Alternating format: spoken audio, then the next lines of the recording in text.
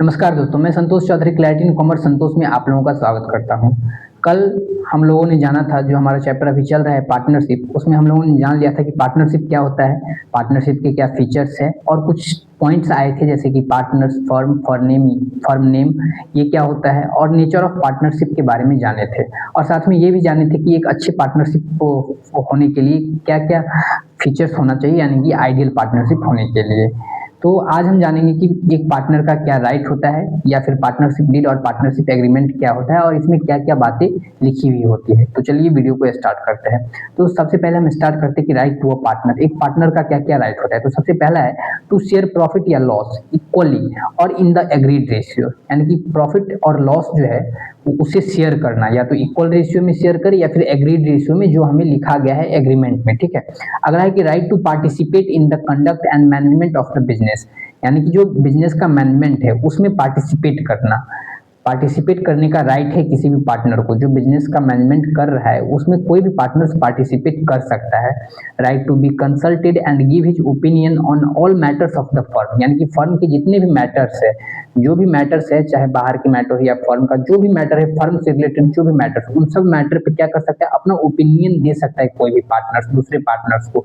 इसका राइट सारे पार्टनर्स के पास होता है। अगला है कि राइट टू इंस्पेक्ट या examine the books of accounts, यानी कि जो बुक्स ऑफ अकाउंट होता है, जो अकाउंटिंग बुक्स होता है, जो यानी कि लेखा जोखा का जो बुक होता है, उस बुक को एग्जामिन कर सकता है, देख सकता है, इंस्पेक्ट कर सकता है कोई भी पार्टनर। ये राइट सभी पार्टनर्स के पास होता है। अगला है कि right to disallow the admission of a new partner, अगर कोई पार्टनर नया पार्टनर एडमिशन लेना चाहता है पार्टनरशिप फर्म में, तो कोई भी पार्टनर डिसअलो कर सकता है, यानी कि उस पार्टनर्स को एडमिशन लेने से डिसअलो कर सकता है, मना कर सकता है। ये सारे पार्टनर्स के पास राइट्स होता है, यानी कि कोई भी पार्टनर एडमिशन कब ले पाएगा, जब सारे पार्टनर्स चाहेंगे तभी। अगर कोई एक पार्टनर भी मना कर रहा है, फिर वह नए पार्टनर्स को एडमिट नहीं कर पाएंगे। तो ये सारे पार्टनर्स के पास क्या होता है, राइट होता है। अगला है right to retire from the firm later giving paper notice, later giving paper notice, यानी कि सारे पार्टनर्स के पास क्या होता है, राइट होता है पार्टनरशिप फर्म से रिटायर करने का। बस उनको क्या करना होता है, एक नोटिस जारी करना होता है जिसमें वो अपने रिटायरमेंट की बात लिख रहे हैं, या फिर जो पार्टनरशिप डीड या पार्टनरशिप एग्रीमेंट में लिखा हुआ होता है कि ये पार्टनर इतने समय के बाद रिटायर कर जाएगा, तो उससे वो अपना क्या कर सकते हैं, फर्म से रिटायर कर सकते हैं। तो ये था कुछ राइट्स जो कि सारे पार्टनर्स के पास होता है, सारे पार्टनर्स का राइट टू पार्टनर, ये हम लोगों ने जान लिया। अब हम जानते हैं कि पार्टनरशिप डीड या पार्टनरशिप एग्रीमेंट क्या होता है। तो पार्टनरशिप डीड या पार्टनरशिप एग्रीमेंट एक डॉक्यूमेंट है, क्या है, एक डॉक्यूमेंट है जो कि कंटेन किया जाता है the partnership firm. Partnership deed क्या है, एक डॉक्यूमेंट है जो कि पार्टनरशिप फर्म के द्वारा कंटेन किया जाता है अमंग पार्टनर्स, पार्टनर्स के बीच किए हुए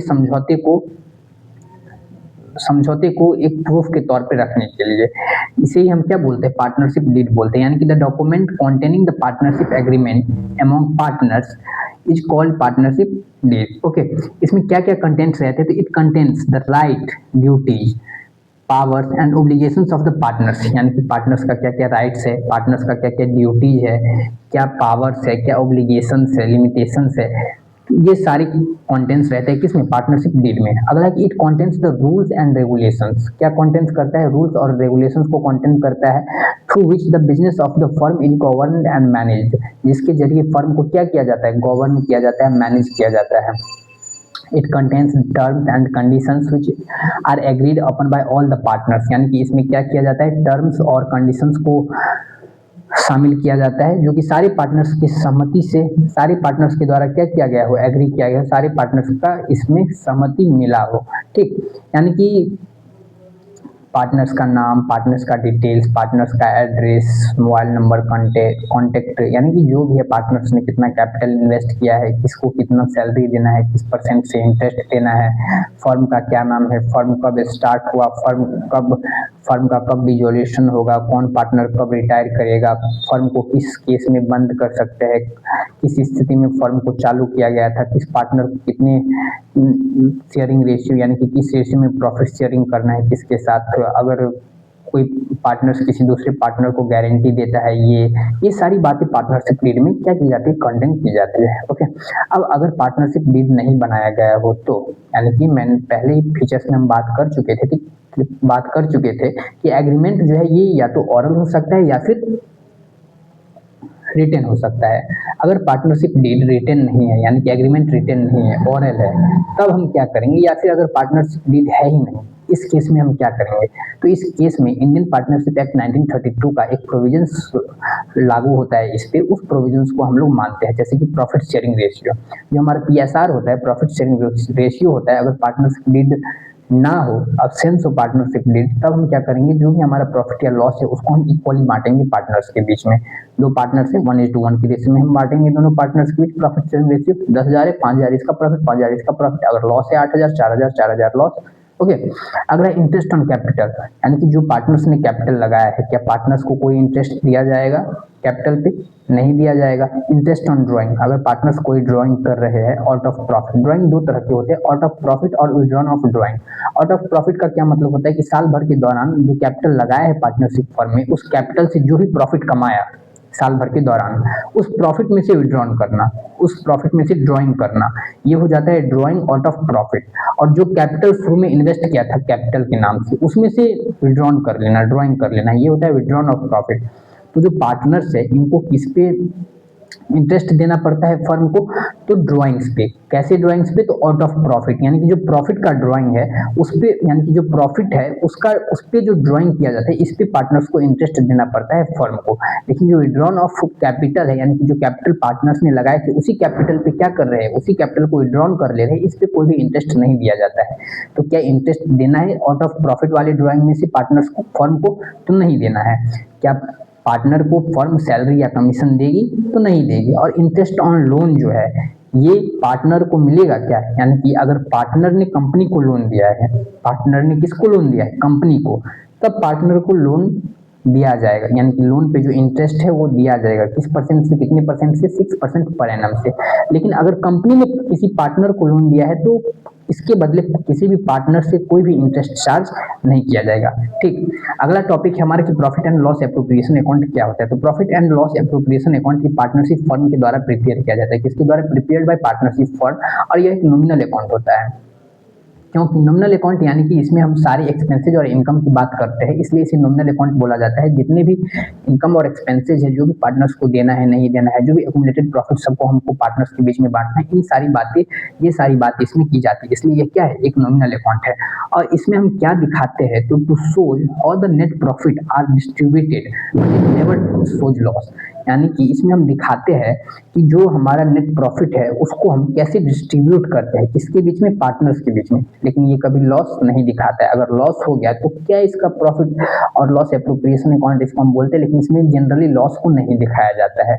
प्रॉफिट होता है तभी पीएल एप्रोप्रिएशन अकाउंट तैयार किया जाता है, और अगर लॉस होता है तो जो प्रॉफिट शेयरिंग रेशियो होता है उसमें लॉस को बांट के आपस में पार्टनर्स के बीच में लॉस पार्टनर्स को झेलना पड़ता है। इसके लिए पीएल एप्रोप्रिएशन अकाउंट फिर हम तैयार नहीं करते हैं अगर नेट लॉस होता है तब।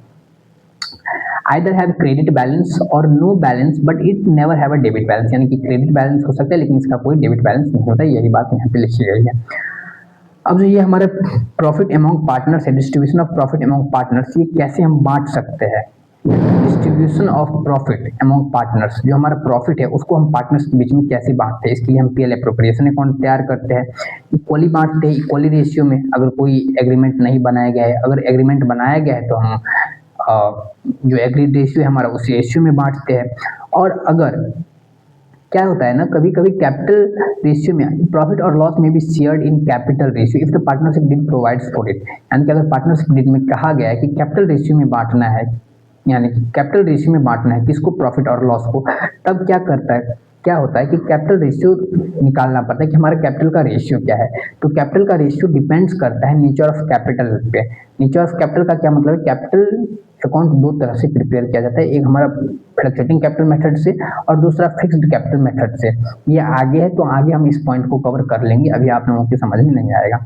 हम जान लेते हैं profit and loss appropriation account format के बारे में कि profit and loss appropriation account का क्या फॉर्मेट होता है। तो डेबिट और क्रेडिट तो दोनों होता है, लेफ्ट साइड डेबिट क्रेडिट और राइट साइड क्रेडिट। जो डेबिट आइटम्स है पीएल अच्छा एक बात आप लोग जान लीजिए कि पीएल एप्रोप्रिएशन अकाउंट कौन तैयार करता है? तो पीएल एप्रोप्रिएशन अकाउंट फर्म तैयार करता है।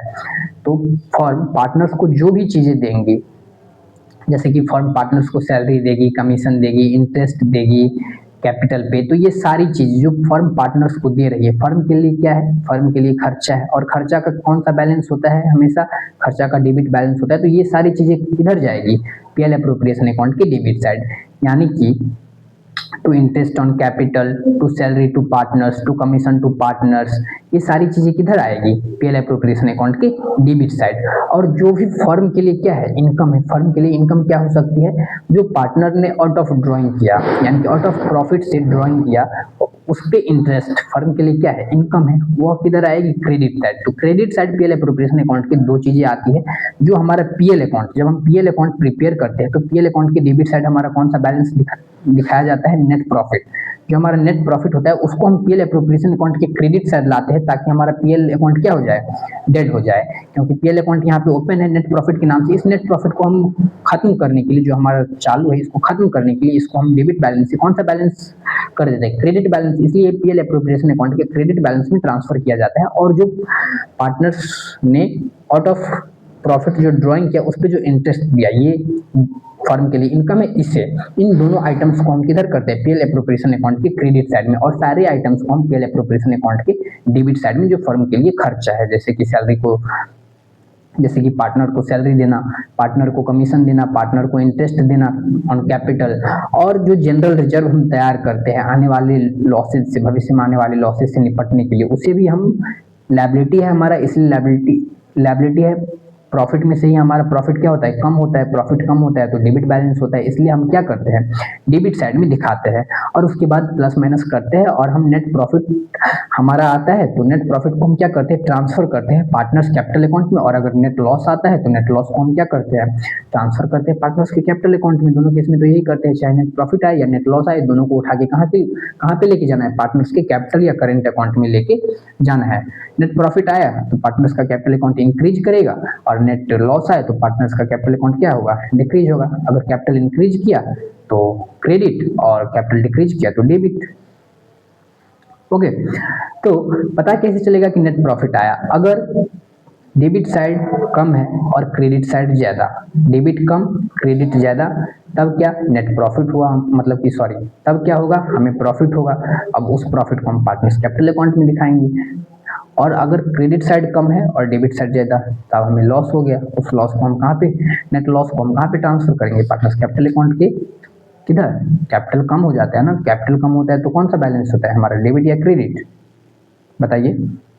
जब हमारा पार्टनर्स का कैपिटल अकाउंट इंक्रीज होता है तो हमारा क्रेडिट बैलेंस होता है, और डिक्रीज होता है यानी कि कैपिटल बढ़ता है तो क्रेडिट, और घटता है तो डेबिट, तो घटेगा डेबिट बैलेंस, डेबिट तरफ दिखाएंगे। ठीक, तो आज के लिए बस इतना ही। मैं नहीं चाहता कि वीडियो अधिक लंबी हो जाए, इसलिए, और कल हम बात करेंगे कि पार्टनर्स कैपिटल अकाउंट क्या होता है, पार्टनर्स कैपिटल अकाउंट को कितने मेथड से प्रिपेयर किया जाता है, कौन कौन से मेथड है, उस मेथड में कौन कौन से अकाउंट प्रिपेयर किए जाते हैं, और उनके फॉर्मेट के बारे में, और उसके बाद interest on partners capital, partners drawing, ये सब।